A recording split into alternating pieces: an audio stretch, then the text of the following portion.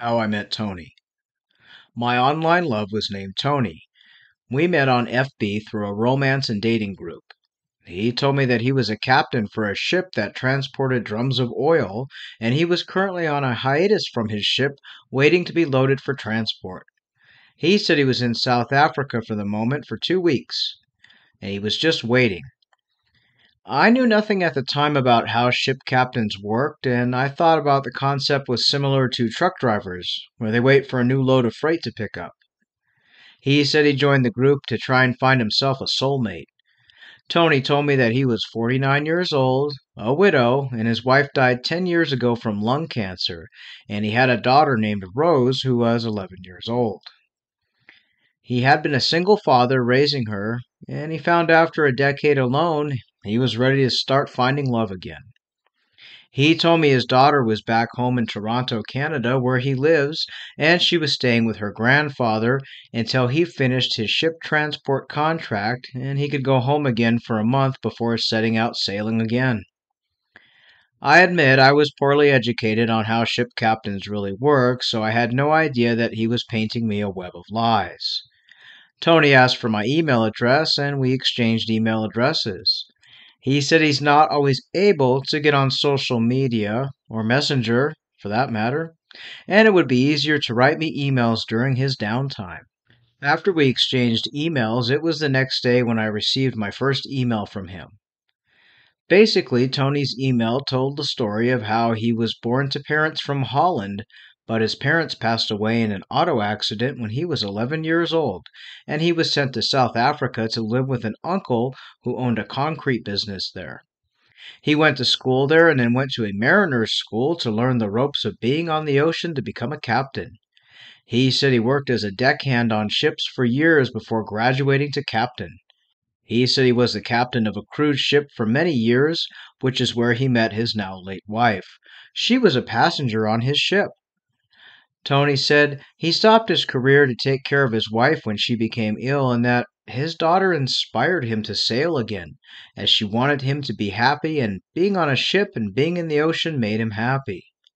He said he misses his daughter greatly, but she's well cared for. Now, I know what you all are thinking. His parents died, so how is the grandfather watching the child? I didn't catch this when we started talking, or maybe I assumed it was his wife's father. These are details I didn't ask, and I probably should have. Tony wanted to know all about me. He said he longed to meet a special woman, and he felt from my photos that I was a kind and loving woman, that I had soulful eyes, and that they were motherly and caring. I told him about myself and my life. I'm divorced, and I've been single going on 6 years. I have a son who's 16, who stayed with me on the weekends, but lived with his father during the week. My ex-husband and I have a really good relationship, as does our son. I divorced mostly because we grew apart, and my ex-husband and I were just not in love anymore. Our divorce wasn't tragic, messy, or horrible. It was mutual, and our son is a great young man who is well balanced. In fact, my ex-husband lives 3 blocks from where I currently live, and we have a very open line of communication with each other and with raising our son. I let Tony know of my divorce and let him know what I do for work, which I worked in the office of a restoration company, and I've been there for 12 years. Tony replied to my first email, and it was met with some pretty general responses. He said he was sorry to hear of my divorce and thought I had, quote, not found the right man yet, who would love me until the end of time, and that he felt sad that I hadn't experienced real romance and love. It was a little odd as I never mentioned not having love.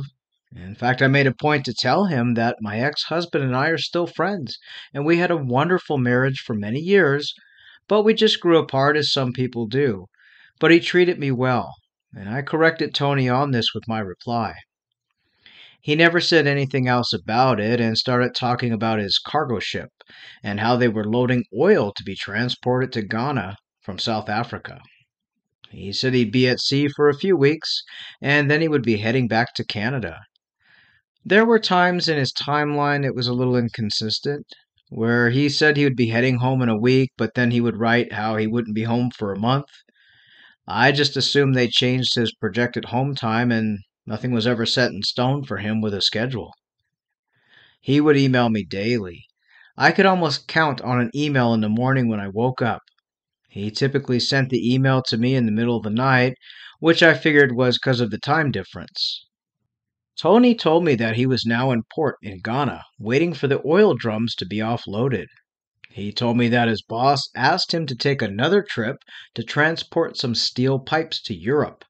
He said he would be sailing to Norway and then flying home to Canada. Tony said once he was out of African waters, he would be able to communicate better and asked for my phone number. By this time, we talked through email daily, and he would always send me photos of where he was, photos of himself on the ship, and more. He even sent me photos of his daughter. I had sent a few photos of myself, but never my son. He asked me several times for pictures of my son, but I told him no, as I just don't feel comfortable doing that. I did give him my number, and he asked if I was on WhatsApp. I had WhatsApp preloaded onto my phone, but I never really used it. So we added each other's numbers to our contacts and found each other on WhatsApp and started to message there. Tony called me, and it was the first time we ever chatted on voice. He had a very different accent. I thought it was a Dutch South African mix. We talked for roughly 20 minutes before he said he had to board his ship, but he would call me again soon. I had a great time chatting to him. He was caring and always sending me sweet messages. He asked if I thought about dating him online. Now, it wasn't off the table, but I told him we'd have to meet. I didn't want an email phone relationship. I was more inclined to meet him in person and have an in person thing.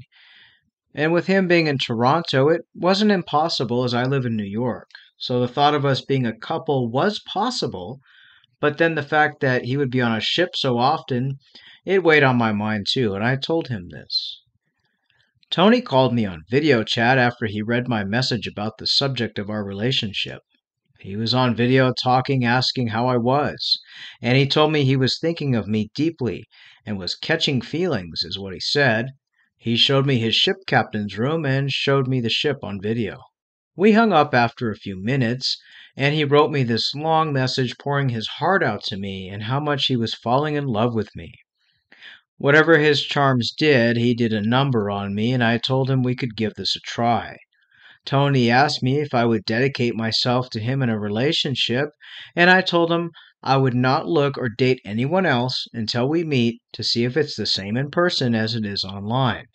I told him I'd wait for him to come back to Toronto, and we could meet then. I told him I'd travel up to him and we could meet. This would be easier as my son would be staying with his father, and I felt safer meeting in a public place in Toronto than having him come to my home or my town. I didn't want my ex-husband or son involved yet until I knew it was going to work out with Tony and I. I'm very protective of my son, and while my ex-husband is my ex, I didn't want him playing security guard with Tony and scaring him off. My ex-husband is protective over myself and our son. Tony and I would video chat here and there. Most times it was him showing me around the ship or at port. One evening, Tony didn't call me when he said he would. I was a little concerned as he always called like clockwork, but I also know his job would cause delays or things could come up. Tony called the next night after my messages went unread. I was concerned at this point and nearly jumped when the phone rang.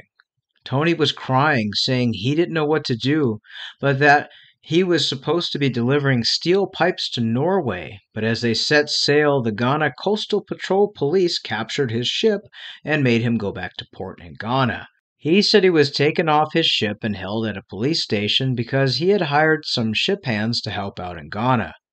He said that some guy at the port recommended 3 workers who knew their way around ships and were looking for work, so he was going to hire them and help them out. As he said, the guys claimed that he hired that they had family in Norway and they were okay with working aboard the ship, sailing to Norway, help with the labor of unloading the pipes once in Norway, and would join another ship going back to Ghana to return home. Tony said he really needed the extra help as 4 of his crew members had fallen ill with the flu that was going around and they were in sick bay. So he hired these workers and paid them each $4,000 to come work on his ship.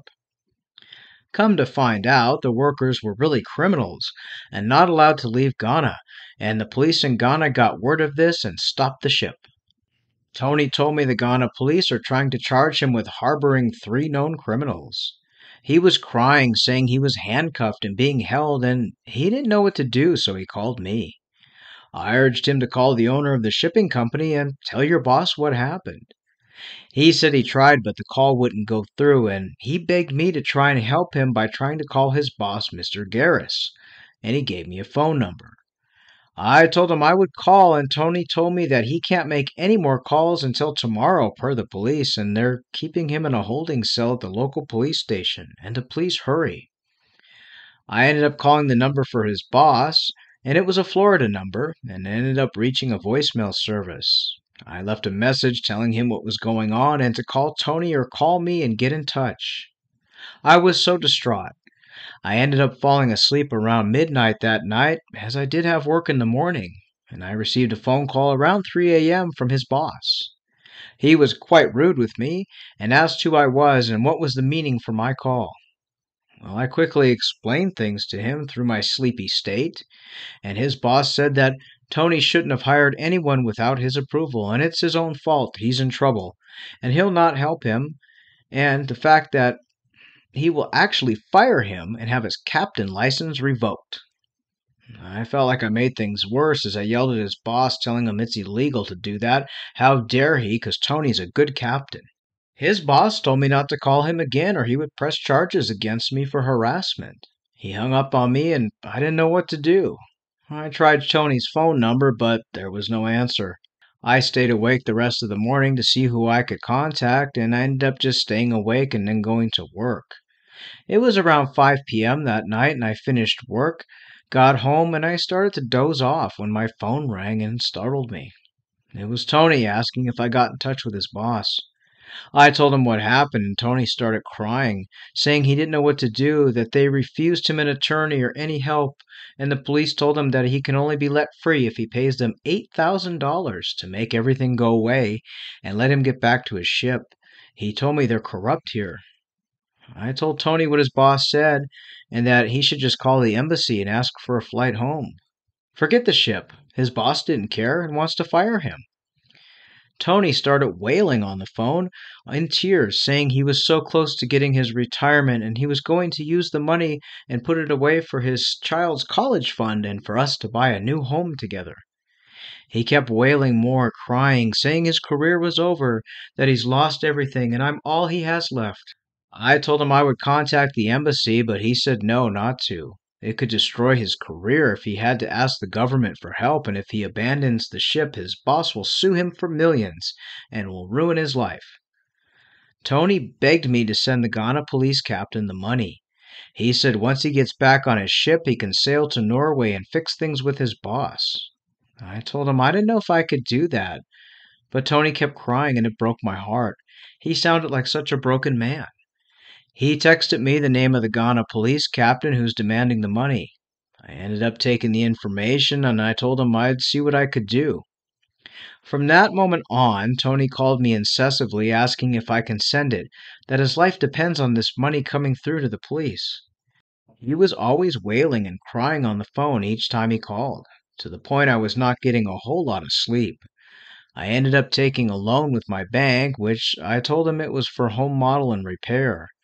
It took about a week to fund the loan after applying. By this time, Tony was calling me nearly every hour, asking if I was able to get the money yet.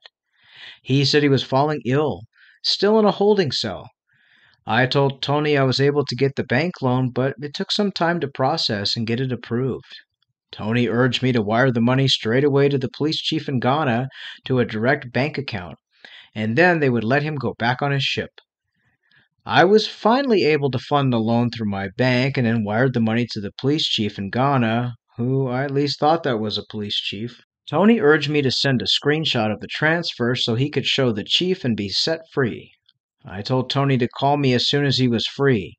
I waited for hours and finally received a call from Tony telling me that the police have released him, but that since it's being in a holding cell, he was unable to add time to his phone and didn't know where to turn to get his phone fixed. He said that he would need a $500 Apple card to maintain his phone, otherwise, we would lose touch. Tony asked me for a card, which I reluctantly got for him. He said he was back at port and ready to sail the ship out, but his boss wouldn't return his emails or calls.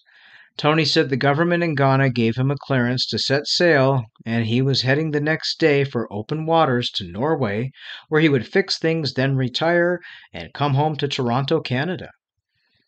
I didn't hear from Tony for several days, and then he sent me a video of himself aboard his ship in the control room, thanking me for everything, and said he thought about how much he loves me and wants to marry me, and asked if I would consider his hand in marriage.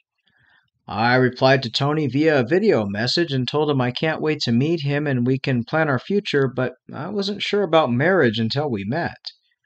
Tony became upset with me, stating he was very hurt that I refused his proposal. I told him it's not a refusal, but we need to meet in person. We might not be compatible in person. Things like that take time. Tony told me that he was tired of women who didn't know what they wanted and played with his heart, and that we were not going to work out because I was a silly, uneducated woman who didn't know what she wanted out of life. He then accused me of having an affair and cheating on him with my ex-husband because he lived so close to me. And there were several times I didn't answer his calls when he called, and he just knew I was with my ex. I told Tony he was crazy. I never cheated on him. Tony turned on me, calling me names and telling me that I was a ridiculous liar. He then hung up and blocked me. I tried to message and call, but my messages went unchecked and calls wouldn't go through. I went as far as getting a secondary phone to try and add his number on WhatsApp, but when I found him on WhatsApp with my new number, his profile had changed to a man named Dr. Jones, and it was a different photo, which wasn't Tony. I wasn't sure what to do, and I tried to have the bank reverse the money transfer, but it had already gone through, and they said that I willingly sent it. They told me unless it was a fraud situation where my account was hacked or compromised, there would be no chance, but in this case, it was my own doing. I ended up paying the loan back over 6 months' time and some overtime at work. I never told my ex-husband or my son what happened, but I did end up changing my number because I started to receive phone calls on WhatsApp and directly from all sorts of numbers from Ghana to UK to numbers in the USA, including random women sending pictures of themselves and various men who said we met on a dating site. I'm not sure if these were the men I knew as Tony or other people or if my information was shared, but by the time it was all said and done, I was receiving calls nearly every half an hour from weird numbers and just random text. So I changed my number. I later found out the man I knew as Tony was stolen pictures of a ship captain named Thomas Lingard, and the photos he sent were of Captain Thomas, but my scammer voiced over the videos. And since I found the exact same videos online, they're dubbed over in different people's voices. I guess a lot of scammers use his videos too. It was a very pricey lesson, and totally my fault. I take the blame for my ignorance. Since then, I've totally stopped going on dating sites, and I hardly touch my social media anymore. That's my encounter, and thank you for your time. I hope this helps others to not make the same mistake I did. And we'd like to thank this lady for sharing her story.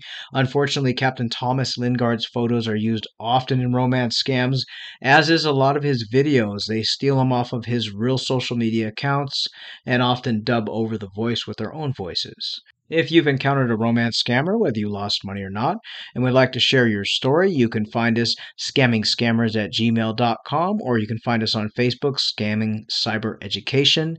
Our inbox is there as well. You can drop us an inbox, any screenshots and information you have. We will verify your story and narrate it into a video. Remember, your story could help others. And until next time, stay safe.